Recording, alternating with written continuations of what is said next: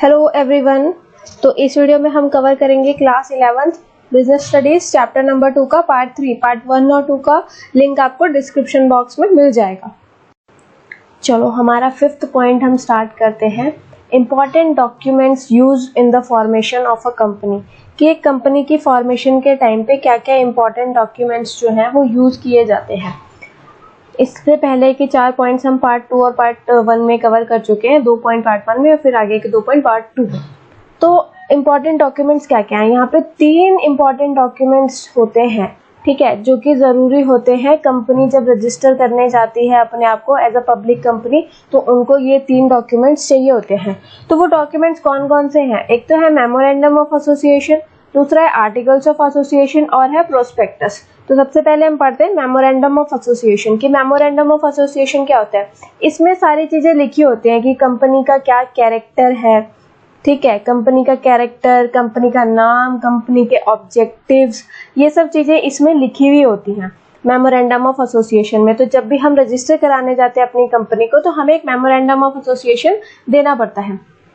The memorandum of association is the principal document of a company. Principal document होता है ये company का। It is considered as the character of the company. It contain the powers and objectives of the company. इसमें company की क्या powers हैं और क्या ऑब्जेक्टिव्स हैं वो सब लिखी होती हैं। It also describe the scope of operation of the company. ये कंपनी का स्कोप भी डिस्क्राइब करता है। It can be altered only according to the provisions made in the Companies Act. ये तभी altered यानी इसमें changes तभी आएंगे जो Companies Act में जो भी provisions दिए होंगे कि कैसे हम alter कर सकते हैं या changes ला सकते हैं Memorandum of Association में, उस हिसाब से इसमें किसी भी तरीके की alteration होगी। अगर Companies Act allow करता है कुछ rules and regulation के साथ alterations, तो alterations हो जाएंगी, otherwise नहीं होंगी, ठीक है। Memorandum of Association contain the following clauses.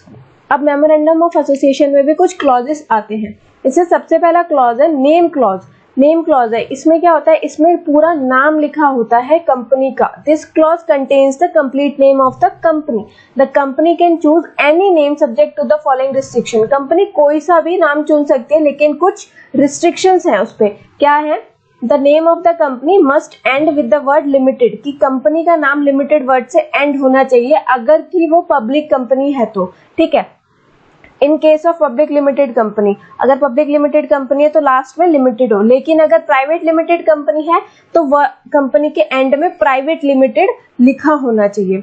Public company है तो सिर्फ लिमिटेड, लेकिन अगर प्राइवेट कंपनी है तो प्राइवेट लिमिटेड लिखा होना चाहिए। इतना समझ आ गया होगा। The name should not be similar or identical to the name of any other company. कि जो नाम होगा वो किसी और कंपनी के नाम से मिलता जुलता नहीं होना चाहिए, सेम भी नहीं होना चाहिए और कुछ आसपास का आइडेंटिकल नाम भी नहीं होना चाहिए। The name should not contain the word cooperative, और उसमें cooperative वर्ड नहीं आना चाहिए। The name should not convey any connection or link of the company with the government department, कि कंपनी का नाम किसी भी तरीके का कोई लिंक ना, मतलब ऐसा शो हो रहा हो हमें कि उसका किसी गवर्नमेंट डिपार्टमेंट से कुछ लेना देना है, ठीक है। अब इसमें ऑल्ट्रेशन का क्या क्लॉज है? Alteration of name clause. A company can change its name by passing a special resolution and by obtaining a written approval of the central government. Company अपना नाम एक स्पेशल रेजोल्यूशन पास करके चेंज कर सकती है और एक सेंट्रल गवर्नमेंट से रिटन अप्रूवल लेके चेंज कर सकती है। तो ये था नेम क्लॉज। अगला आता है सिचुएशन क्लॉज। सिचुएशन क्या क्लॉज क्या होता है? इसमें कंपनी कहाँ सिचुएटेड है, कंपनी कहाँ सिचुएटेड है वो लिखा होता है। This clause contain the name of the state, उस स्टेट का नाम होता है जहाँ वो कंपनी है। In which the registered office of the company is to be situated, उस कंपनी का रजिस्टर्ड ऑफिस वहां पर है। It is necessary because the company gets the registration from the state only. ये इसलिए जरूरी है क्योंकि कंपनी को रजिस्ट्रेशन उस स्टेट से ही मिलेगी। अब इसका ऑल्ट्रेशन क्या है? Alteration of situation clause. The situation clause can be altered in the following veg. ये कुछ इसके वेज हैं, जैसे इसको हम ऑल्टर कर सकते हैं। By passing a special resolution and by obtaining sanction of the registrar of both the state if the office is to be shifted from one state to another. अगर हमारी कंपनी एक स्टेट से दूसरे state में shift हो रही है तो हम वहाँ के रजिस्ट्रार से अप्रूवल ले सकते हैं। एक स्पेशल रेजोल्यूशन हम पास करके वहाँ के रजिस्ट्रार से अप्रूवल ले सकते हैं अपना सिचुएशन क्लॉज को चेंज करने के लिए। By passing a special resolution only if the office is to be shifted from one town to another in the same state। एक ही स्टेट में अगर वो एक टाउन से दूसरे टाउन में शिफ्ट हो रही है तो उसको सिर्फ एक स्पेशल रेजोल्यूशन पास करवाना होगा। By passing an ordinary resolution, अब उसको एक ऑर्डिनरी रेजोल्यूशन पास करना है अगर उसकी जो कंपनी जहाँ पे सिचुएटेड है वो शिफ्ट हो रही है एक लोकेलिटी से दूसरी लोकेलिटी में, उसी सेम टाउन के सेम स्टेट के सेम टाउन में, बस लोकेलिटी चेंज हो रही है तो ऑर्डिनरी रेजोल्यूशन। टाउन चेंज हो रहा है तो स्पेशल रेजोल्यूशन, और अगर स्टेट ही चेंज हो रहा है तो रजिस्ट्रार से परमिशन भी लेनी पड़ेगी और स्पेशल रेजोल्यूशन भी पास करवाना पड़ेगा। नेक्स्ट आता है ऑब्जेक्ट क्लॉज। ऑब्जेक्ट क्लॉज में कंपनी का ऑब्जेक्ट लिखा होता है कि कंपनी क्या करेगी। It contain the main object of the company and other secondary objectives, और सेकेंडरी ऑब्जेक्टिव्स भी इसमें होते हैं विच द कंपनी में परस्यू, जो कि कंपनी बाद में कर सकती है। This clause define the scope and limitation of the activities of the company. इस क्लॉज में स्कोप क्या है कंपनी का, लिमिटेशन क्या क्या है वो सब डिफाइन कर दी जाती है। The object must be defined and stated keeping in mind the following condition. In conditions को फॉलो करना चाहिए उनका ऑब्जेक्ट। पहली कंडीशन है the object of the company must be legal. Legal होना चाहिए कंपनी का object. The object should not be contrary to the provision of any law, and किसी भी लॉ से contrary नहीं होना चाहिए object. Object must not be immoral। immoral पापी बोल सकते हैं हम, मतलब कुछ भी गलत चीज से रिलेटेड ऑब्जेक्ट नहीं होना चाहिए। ऑल्ट्रेशन क्या है इसका, in order to alter its object clause a company must pass a special resolution and obtain the permission of the company law board। इसको एक तो स्पेशल रेजोल्यूशन भी पास करना पड़ेगा और कंपनी लॉ बोर्ड से भी इसको परमिशन लेनी पड़ेगी। नेक्स्ट आता है लाइबिलिटी क्लॉज। इसमें जो मेंबर्स होंगे उनकी लाइबिलिटी डिफाइन की जाएगी। कंपनी में जितने भी मेंबर्स होंगे उनकी लाइबिलिटी डिफाइन की जाएगी। This clause defines the liability of the members of the company in case of company is limited by share। अगर वो कंपनी शेयर से लिमिटेड है, the liability of the member is limited to the extent of unpaid amount of their share capital। Alteration क्या क्या है इसमें, alteration of liability clause। If a company want to make an alteration in its liability clause, then it must pass a unanimous resolution in a meeting of its member। Members की meeting में उसको बहुत सारे unanimous resolutions को पास करना पड़ेगा, तभी liability clause change होगा। नेक्स्ट है कैपिटल क्लॉज कि कितना कैपिटल कितना शेयर कैपिटल रजिस्टर हुआ है। This clause specify the amount of share capital with which company is to be registered.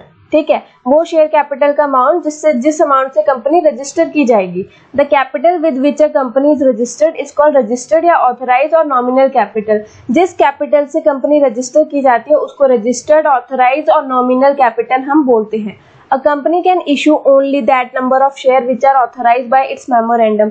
Company अपने उतने ही शेयर इशू कर पाएगी जितना उसने अपने मेमोरेंडम में ऑथराइज किया, लिख के दिया है कि इतना हमारी कैपिटल है। ऑल्ट्रेशन क्या है, a company can alter its capital clause by passing the special resolution. Special resolution, इसको स्पेलिंग ठीक कर देना, special resolution and by obtaining the approval of a company law board. Special resolution pass करना पड़ेगा और company law board से permission लेनी पड़ेगी। टाइप्स ऑफ कैपिटल क्या क्या होते हैं। पहला टाइप है हमारा ऑथराइज कैपिटल, जो कि हमने रजिस्टर कराई है कि हमारे पास टोटल इतनी कैपिटल है। दूसरा इशूड कैपिटल, जो हम टाइम टू टाइम इशू करते रहते हैं। ठीक है। सब्सक्राइब कैपिटल, जो कि हमारी कंपनी मेंबर्स द्वारा जो कि हमारी कैपिटल जो है मेंबर्स द्वारा सब्सक्राइब कर ली गई है, मेंबर्स द्वारा ऑलरेडी सब्सक्राइब कर दी गई है। कॉल्ड अप कैपिटल, जो हम कॉल करते रहते हैं, मतलब कि यानी कि टाइम टू टाइम हम उसको पेमेंट के लिए बुलाते रहते हैं, वो कैपिटल। पेड अप कैपिटल, जो जिनकी पेमेंट हो चुकी है, इनकी पेमेंट होनी है, इनकी पेमेंट हो चुकी है। नेक्स्ट है association subscription clause. This clause contain the declaration by director stating that, इसमें डायरेक्टर्स बताते हैं कि हम सारे वो लोग हैं जिन्होंने अपना एड्रेस, अपना नाम, अपनी हर चीज इसमें सबमिट करी है, और हम ये गारंटी देते हैं कि हमने वो सारे शेयर जो कि एक डायरेक्टर को खरीदने चाहिए, हमने उतने शेयर्स हमने खरीद लिए हैं, और ये डिक्लेरेशन जो थे सारे डायरेक्टर्स साइन करते हैं। This clause contains the declaration by the director stating that we the several persons whose name and address are submitted, कि हम वो लोग हैं जिनका नाम और एड्रेस सबमिट किया गया है, are desirous of being formed into a company in accordance with memorandum of association and we undertake to take the qualification share, और हम वो क्वालिफिकेशन जो डायरेक्टर बनने के लिए शेयर्स चाहिए होते हैं, क्वालिफाई करने चाहिए शेयर्स, वो हम खरीद लेंगे. This declaration must be sign by all the directors of the company. सारे डायरेक्टर्स ये डिक्लेरेशन को साइन करेंगे. ठीक है. Alteration of association clause. Alteration क्या होगी एसोसिएशन क्लॉज में? किसी तरह की कोई ऑल्ट्रेशन नहीं होगी एसोसिएशन क्लॉज में. ये था memorandum of association. Next point की तरफ बढ़ते हैं. तो नेक्स्ट पॉइंट है हमारा article of association. Memorandum of association के साथ साथ हमें एक आर्टिकल ऑफ एसोसिएशन भी सबमिट करना होता है. इसमें रूल्स एंड रेगुलेशंस लिखे होते हैं कंपनी के, कि कंपनी कैसे मैनेज करेगी, कंपनी की क्या ड्यूटीज होंगी, पावर्स होंगे, राइट्स होंगे मैनेजर्स के, जो भी बोर्ड ऑफ डायरेक्टर्स होंगे उनके क्या क्या राइट्स होंगे. तो कंपनी ये सब कुछ हमें आर्टिकल्स ऑफ एसोसिएशन में लिख के देगी. Articles of association contain rules and regulation regarding the management of a company internal affairs. It defines the power, duties and rights of managers, officers and the board of directors. Generally, all the companies prepare their own articles of association. Contents क्या क्या होते हैं article of association में? The amount of share capital and different classes of share की share capital का क्या amount है और कौन कौन से shares हैं, right of each type of shareholders के क्या rights हैं, procedure for making allotment of share, procedure क्या है shares को allot करने का, procedure for issuing share certificate issue करने का क्या procedure है, procedure for transfer of share, procedure for forfeiture of share, procedure for reissue of forfeited share, जो शेयर्स ऑलरेडी फॉरफिट हो चुके हैं उनको दोबारा कैसे रीइश्यू करना है वो प्रोसीजर होगा. प्रोसीजर फॉर कंडक्टिंग मीटिंग को कैसे कंडक्ट करना है. Procedure for appointment and removal of director, कि कैसे डायरेक्टर्स को हम अपॉइंट करेंगे और रिमूव करेंगे, ये सब भी लिखा होगा आर्टिकल ऑफ एसोसिएशन में. Duties, powers and remuneration of director की क्या ड्यूटी, पावर और रेम्यूनरेशन कितनी होगी, ये सब भी लिखा होगा. Procedure for declaration and payment of dividend की पेमेंट और डिक्लेरेशन से related procedure regarding winding up of the company को वाइंड अप करना हो तो उसका procedure regarding keeping of books of accounts and their audit seal of the company. Books of accounts कैसे maintain होंगी, ऑडिट कैसे होगा, ये सारा प्रोसीजर लिखा होगा. नेक्स्ट है हमारा alteration of article of association, यानी कि ऑल्ट्रेशन कैसे होगी आर्टिकल ऑफ एसोसिएशन में. अ कंपनी में change its article of association by passing a special resolution subject to following condition. उसको स्पेशल रेजोल्यूशन पास करना होगा लेकिन कुछ कंडीशंस हैं. क्या कंडीशन है? The alteration must not be contrary or against the provision of memorandum of association and companies act, कि जो ऑल्ट्रेशन होगी वो मेमोरेंडम ऑफ एसोसिएशन और कंपनीज एक्ट के अगेंस्ट नहीं होनी चाहिए. It must not result in breach of contract with outsiders के साथ किसी भी तरीके कॉन्ट्रैक्ट का ब्रीच नहीं होना चाहिए, कॉन्ट्रैक्ट खत्म नहीं होना चाहिए. It must be in the interest of the company के इंटरेस्ट में होना चाहिए. It must not result in increasing the liability of its member, और मेंबर्स की लायबिलिटी भी इंक्रीज नहीं होनी चाहिए. If the alteration involve conversion of public company into private company, then the approval of the central government must be obtained. अगर आप public company को private company में चेंज कर रहे हो तो आपको सेंट्रल गवर्नमेंट से अप्रूवल लेना पड़ेगा. नेक्स्ट थर्ड पॉइंट आता है प्रोस्पेक्टस. मेमोरेंडम ऑफ एसोसिएशन आपने सबमिट कर दिया, आर्टिकल ऑफ एसोसिएशन आपने सबमिट कर दिया, अब आपको सबमिट करना है प्रोस्पेक्टस. अगर आप चाहते हो कि पब्लिक भी, नॉर्मल जनरल पब्लिक भी आपकी कंपनीज के शेयर्स को सब्सक्राइब करे, परचेज करे, आपके डिबेंचर्स को परचेज करे, तो आपको प्रोस्पेक्टस इशू करना पड़ेगा.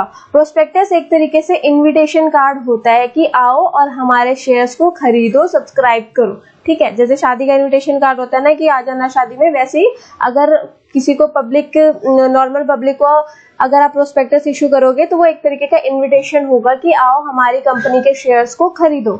A public limited company limited by shares must issue the prospectus if it wants to make an appeal to the public to subscribe to its share or debentures. अगर वो चाहती है कि वो सब्सक्राइब करे, general public subscribe करे उसकी share और डिवेंचर्स को, तो उसको इशू करना पड़ेगा prospectus according to companies act 1956. ये एक रूल है कि उसको करना ही पड़ेगा. A prospectus is any document that invite, deposit or offer from public for the subscription or purchase of any share or debenture of a body corporate. Simple सा मतलब है इनविटेशन कार्ड होता है जो ये बोलता है कि आओ हमारी कंपनी के शेयर्स को खरीदो। In general, we can say prospectus include any document which invites general public to invest their money in the securities of a company. The essential element of a prospectus are as essential elements क्या क्या होते हैं prospectus के? There must be an invitation to the public at large. उसमें एक invitation होता है जो कि invitation होना चाहिए जो ज़्यादा public को cover करे, ज्यादा पब्लिक के पास इनविटेशन जाए। The invitation must be made by or on behalf of the company. जो इनविटेशन बनाया जाएगा वो कंपनी द्वारा बनाया जाएगा या कंपनी के बिहाफ पे बनाया जाएगा। The invitation must be to subscribe to और परचेज शेयर्स और डिबेंचर। जो इनविटेशन होगा वो शेयर और डिबेंचर परचेज करने के लिए या सब्सक्राइब करने के लिए ही होगा। चलिए अब हमारा 6th एंड लास्ट टॉपिक है इस चैप्टर का, तो फाइनली आज ये चैप्टर खत्म हो जाएगा। लास्ट टॉपिक है choice of form of business enterprises, कि जब भी आप बिजनेस ओपन करो तो आपके पास चॉइस रहती है आप किस टाइप का बिजनेस ओपन करोगे। मतलब फॉर्म क्या होगी उसकी, सोल प्रोप्राइटरशिप होगी, पार्टनरशिप होगी, कंपनी होगी, कौन से फॉर्म होगी उसको चॉइस करना। ठीक है, तो जब आप चूज करोगे कि आपको कौन सी फॉर्म चूज करनी है तो आपको कुछ फैक्टर्स को अपने माइंड में रखना पड़ेगा। Following factors you should keep in your mind, जैसे कि नेचर ऑफ बिजनेस, कि आपका जो बिजनेस है उसका नेचर क्या है। The type of business activities is the most important factor for selecting the form of business. If the business require personal attention and direct contact, sole proprietorship and partnership is preferred. अगर आपका business ऐसा है जिसमें personal attention की जरूरत है, direct contact की जरूरत है, तो आपको सोल प्रोप्राइटरशिप या फिर पार्टनरशिप चूज करना चाहिए। The firm involving rendering services prefer cooperative organisation. अगर आपका ऐसा बिजनेस है कि आप सर्विसेज प्रोवाइड कर रहे हो तो आपको कोऑपरेटिव ऑर्गेनाइजेशन चूज करना चाहिए। Firm requiring heavy investment prefer company firm. जिनको हैवी इन्वेस्टमेंट की जरूरत है उनको कंपनी चूज करनी चाहिए। फॉर एग्जांपल जैसे टेलर्स की शॉप है, ब्यूटी पार्लर्स है, स्मॉल रिटेलर्स है, इनको सोल प्रोप्राइटरशिप चूज करना चाहिए due to demand of personal attention, क्योंकि इन सब शॉप्स में आपको पर्सनल अटेंशन की डिमांड रहती है। प्रोफेशनल्स होते हैं जैसे कि सीए, लॉयर्स, इनको पार्टनरशिप चूज करनी चाहिए। डिपार्टमेंटल स्टोर्स हो गए, इंडस्ट्रीज हो गई, इनको कंपनी फॉर्म चूज करनी चाहिए। तो ये नेचर था। अब आता है capital consideration. Another important factor which help in deciding the form of business is amount of finance required, कि आपको कितने पैसों की जरूरत है। Business requiring less amount of finance prefer sole proprietorship and partnership form. जिनको कम अमाउंट चाहिए वो सोल प्रोप्राइटरशिप और पार्टनरशिप चूज कर सकते हैं। Whereas business activities requiring huge financial resources, जिसमें ज्यादा फाइनेंशियल रिसोर्सेज चाहिए, वो कंपनी फॉर्म चूज कर सकते हैं। नेक्स्ट है degree of control. If the businessman desire complete and independent control over the business, then he has to prefer sole proprietorship firm. अगर आपको आपके बिजनेस में पूरा कंट्रोल चाहिए, पूरी इंडिपेंडेंस चाहिए, तो आपको सोल प्रोप्राइटरशिप चूज करना चाहिए। If businessmen don't mind sharing the control, then they can go for partnership और company firm. अगर बिजनेसमैन को, अगर आपको फर्क नहीं पड़ता है कि आप शेयर कर दो कंट्रोल, तो आपको पार्टनरशिप या फिर कंपनी फॉर्म को चूज करना चाहिए। ठीक है, नेक्स्ट आता है legal formalities. Legal formalities, if businessman want to avoid legal formalities, अगर आप अवॉइड करना चाहते हो लीगल फॉर्मेलिटीज को और इजी फॉर्मेशन करना चाहते हो, तो आपको सोल प्रोप्राइटरशिप या पार्टनरशिप को चूज करना चाहिए, क्योंकि यहाँ पे कम लीगल फॉर्मेलिटीज होती है। अगर आप आपको फर्क नहीं पड़ता लीगल फॉर्मेलिटीज से, तो आपको कंपनी फॉर्म या कोऑपरेटिव ये सब चूज करना चाहिए, क्योंकि यहाँ पे ज्यादा लीगल फॉर्मेलिटीज का यूज होता है। Liability, another important factor which help in selecting the form of business enterprise is the degree of risk involved. For high risk of venture, people prefer company form of business or cooperative organization because liability of member is limited. Company और cooperative organizations में जो liability रहती है member की वो limited रहती है, तो वहाँ पे risk ज़्यादा नहीं रहता है। Because of unlimited liability, people avoid sole proprietorship and partnership form. Partnership और सोल प्रोप्राइटरशिप में अनलिमिटेड लायबिलिटी रहती है ओनर की, इसलिए ज्यादातर लोग उसको अवॉइड करते हैं। These forms are suitable for less risky ventures, और ये फॉर्म जो होते हैं लेस रिस्की वेंचर्स के लिए सुटेबल्स होते हैं। Management ability, the business venture requiring efficient management have to select company form of business. अगर आपको एफिशिएंट मैनेजमेंट चाहिए तो आप कंपनी फॉर्म को चूज करो। As for efficient management professional experts have to be hired and they charge big salary and only company form can afford it. कि professional management के लिए आपको एफिशिएंट मैनेजमेंट के लिए आपको प्रोफेशनल एक्सपर्ट्स की जरूरत होगी। मैनेजर्स को आपको हायर करना पड़ेगा जो कि अच्छी खासी सैलरी आपसे लेंगे। सोल प्रोप्राइटरशिप और पार्टनरशिप पे वो आप अफोर्ड नहीं कर सकते हो, तो कंपनी फॉर्म जो होता है वो इजीली उसको अफोर्ड कर लेता है। Flexibility of operation. The business which require high degree of flexibility should prefer sole proprietorship और partnership firm. अगर आपको ज्यादा फ्लेक्सिबिलिटी चाहिए तो आपको सोल प्रोप्राइटरशिप और पार्टनरशिप फर्म चूज करना चाहिए, क्योंकि whereas making changes and taking decisions takes a long time in company form of business. हमने अभी पढ़ा था कि अगर आपने कंपनी खोली है तो आपको क्या क्या चीजें रजिस्ट्रार के पास सबमिट करनी पड़ेगी। तो अगर आपको कुछ भी ऑल्ट्रेशन करनी है उसमें तो आपको बहुत टाइम लगेगा, लेकिन सोल प्रोप्राइटरशिप और पार्टनरशिप में ऐसा कुछ नहीं होता। तो अगर आपको फ्लेक्सिबिलिटी चाहिए तो सोल प्रोप्राइटरशिप या पार्टनरशिप, अगर इतना फर्क नहीं पड़ता है तो कंपनी फॉर्म। नेक्स्ट है कंटिन्यूटी। टेम्पररी और एडहोक बिजनेस जो होते हैं वो उनको सोल प्रोप्राइटरशिप या पार्टनरशिप चूज करना चाहिए, क्योंकि वो बहुत इजीली आप उसको क्रिएट कर सकते हो। इजी टू फॉर्म है और डिसॉल्व है, इजी टू डिसॉल्व और इजी टू फॉर्म है। Enterprises setup for long run end of permanent nature should prefer company form. जिनको ज्यादा लंबे समय के लिए काम करना है उनको कंपनी फॉर्म चूज करना चाहिए, so that they can arrange large fund and expand and growth, ताकि वो ज्यादा से ज्यादा फंड अरेंज कर पाए और एक्सपेंड करें अपने बिजनेस को। तो थैंक यू सो मच ये वीडियो देखने के लिए। वीडियो अच्छी लगे तो चैनल को सब्सक्राइब करना मत भूलना, लाइक शेयर जरूर करना।